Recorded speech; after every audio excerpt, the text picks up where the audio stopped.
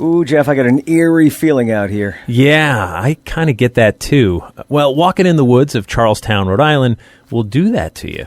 Getting out here away from the houses and civilization, you can feel kind of alone. I know, but it's more than just the isolation. Some places just give off a bad vibe. Yeah, that makes sense too.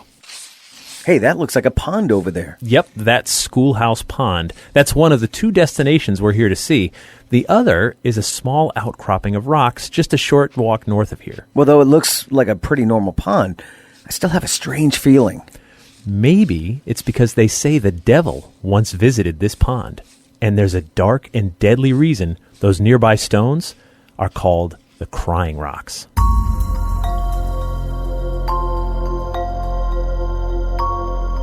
Hi, I'm Jeff Belanger. And I'm Ray Auger. Welcome to episode 213 of the New England Legends podcast. If you give us about 10 minutes, we'll give you something strange to talk about today. Thank you so much for joining us on our mission to chronicle every legend in New England, one story at a time. We appreciate you being here. We're a community of legend seekers who love sharing our history and lore. We do it through this podcast, through the New England Legends television series that you can watch right now on Amazon Prime, through our website, and through our free New England Legends app that you can download for your smartphone right now. And please share our podcast with a friend or two, and post a review for us on Apple Podcasts. Yes, please. It helps others find our show. Now, before we go searching for the devil and the Crying Rocks, we want to take just a minute to thank our mighty Patreon patrons. Our patrons are the backbone of everything we do. They sure are. They help us with all the costs associated with bringing you this show each week. They keep us going and growing. It's just $3 per month, and you get early access to new episodes, plus bonus episodes and content that no one else gets to hear. Just head over to patreon.com/New England Legends to sign up. All right, Jeff, we're on the trail of the devil in Charlestown, Rhode Island. We are. So we parked our car right near the Narragansett Indian Church. We did. Now, that church is kind of central to this story, a story we should point out that might be highly disturbing to some of our listeners. So for those of you who are sensitive, you might want to skip this one. All right, the Narragansett Indian Church has been here since 1750. Originally a wooden structure, this was a Baptist congregation founded by Reverend Samuel Niles. Niles was an Indian preacher who was on a mission to convert the native people of the region to Christianity. The wooden structure was replaced by the granite stone building we see today back in 1859. Nearby is a small graveyard, and just north is a larger cemetery with close to 700 burials. But most of them are unmarked. Now, pinning an exact date on this legend is difficult. It's a time when there are still some Narragansett people around, yet the colonial influence is truly significant. So let's head back to 1760 and explore the nearby woods. It's the late fall of 1760, and we're standing here by the relatively new Narragansett Indian Church. Reverend Samuel Niles is doing his level best to make this a spiritual center of activity for the locals. But it turns out this place has had a spiritual energy to it for many, many years. A dark spiritual energy. Ray, let's head into the woods right behind the church. We're heading maybe a quarter mile or so to Cedar Swamp. Okay. Hey, look at these old cedar trees. Oh, yeah. They look so gnarled and twisted, and the bark is curling up on itself. That's really strange. Now, the Narragansett legend states that this place is so dark and evil that nature herself recoils in fear. I think we're getting close. I can see we're approaching an outcropping of rocks up ahead.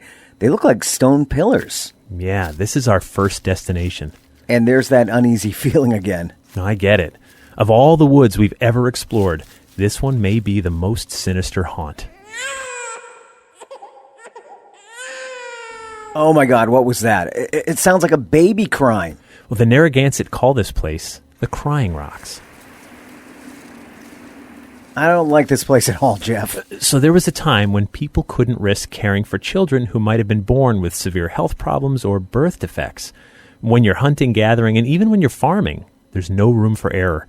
Every hand is needed or the entire group can suffer. Oh, no. Don't tell me. Well, the legend goes that those babies who didn't look like they could make it were brought here to this stone pillar to die. That's horrible. It is. Those were different times. Yet people pass this story around, and sometimes those who wander out here by the rocks, either by accident or to test the legend, well, they sometimes feel uneasy. or they hear things in the woods. Yeah, I think we should get out of here. This place doesn't feel right at all. No, I agree. Let's head south back toward the pond.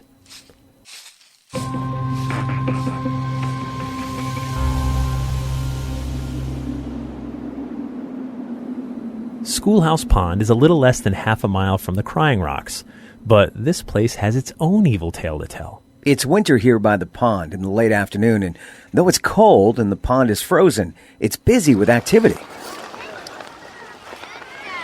There's a few school kids sliding on the ice, and some of them even have ice skates. It's one of those crisp winter days, a little overcast, but it doesn't look like it's going to snow.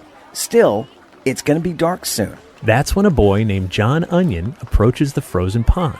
John is a Narragansett Indian who lives close by. He's tall and strong, a natural athlete. And the thing about John Onion, he loves ice skating. Wow, look at him go. Yeah, look at him. I can see some of the other kids are trying to race John, but they're not even getting close. No, John Onion is good at ice skating. I mean, really good. Pretty soon, the other kids give up the race and head to the banks of the pond to take off their skates and head home. After all, it is starting to get dark. But the darkness doesn't seem to matter to John. He intends to keep skating. He's so confident that he announces he could outskate the devil. I could outskate the devil. It's dark now, and all the other kids have gone home except John Onion. He's still skating on the pond, but suddenly he hears the sounds of someone else skating just behind him. John turns to look, but he sees no one. Yet he can hear another set of skates. And the faster and fancier John skates, the closer the sound gets to him. John is nervous. Now he sees this dark, shadowy figure close behind him. His own words echo in his head. I could outskate the devil. Now John is petrified. He skates toward the shore as fast as he can. All the while, this specter's close behind. John reaches the shore, but he doesn't stop to take off his skates. He runs right into the woods and hobbles all the way home on skates. That was the last time John Onion tried to challenge the devil. And that brings us back to today. Man, that devil shows up a lot in New England, huh? He does. Those Puritan roots run deep. For the Puritans, the devil isn't a concept or a metaphor. He's a literal being hiding behind the next tree, or under your floorboards, or just over that next hill. Jeff, this story reminds me of a song. What song? Come on. Devil went down to Georgia. Oh, okay, right, all right. Anytime you say you're better than the devil at something, Old Scratch seems to show up and accept that challenge. So true. Maybe Charlie Daniels heard this story while passing through Rhode Island way back when and got inspired. Well, Charlie Daniels wrote more than one song about a legend. There's also his song, Legend of Woolly Swamp. Ah, right. So this isn't our first Devil in Rhode Island story. Way back on podcast 48, we explored the devil's footprint in North Kingstown. There's a rock by the train tracks with these strange holes that look almost like hoof prints. A place where they say the devil abducted a woman, then jumped across the harbor to the other side. We've talked before about how devil-named places and devil stories kind of serve our moral compass. When you hear about the devil, it's a reminder to keep yourself in check. Right. And pride, of course, is one of the 7 deadly sins. If you think you're the greatest at something, like ice skating, then the devil is ready to take you down a peg or two. Maybe all the way down, if you know what I mean. I do know what you mean. The other story we covered this week is so disturbing. Yeah, it really is. Now, do we know if it's true? We know the story comes up enough that the rocks are officially called Crying Rocks, and sometimes referred to as baby crying rocks. These rocks show up in maps and trail guides, and the story of the babies being left or killed here shows up in multiple places, including an interview with a Narragansett chief that I read in Rhode Island Monthly magazine. Which really doesn't mean it's absolutely true, but it does mean the story has been passed around for a long time. It's easy to put our modern-day judgment on the past. Our medical care has come a long way, especially with infants. There was a time when people didn't even name newborn babies for a while because they knew they could die. And giving a child a name would make it all the more heartbreaking if they were lost. Long ago, infant mortality was really high. If there's a health problem with the baby, it's even higher. There's no question people in every culture have had to make some gut-wrenching decisions with babies. It's also worth noting the Crying Rock story sits in close proximity to a pond where they say the devil once ice skated, and near a church where a preacher tried to convert the indigenous people to Christianity. Now, no doubt that preacher told the locals about God and the devil and made it clear those battles of good and evil took place as close as their own backyard. The bizarre really is closer than you think. Wait, you can't say that yet. Oh, right. Sorry, I jumped the gun. All right, we love hearing from you guys. If you've got a story from your hometown, please tell us about it.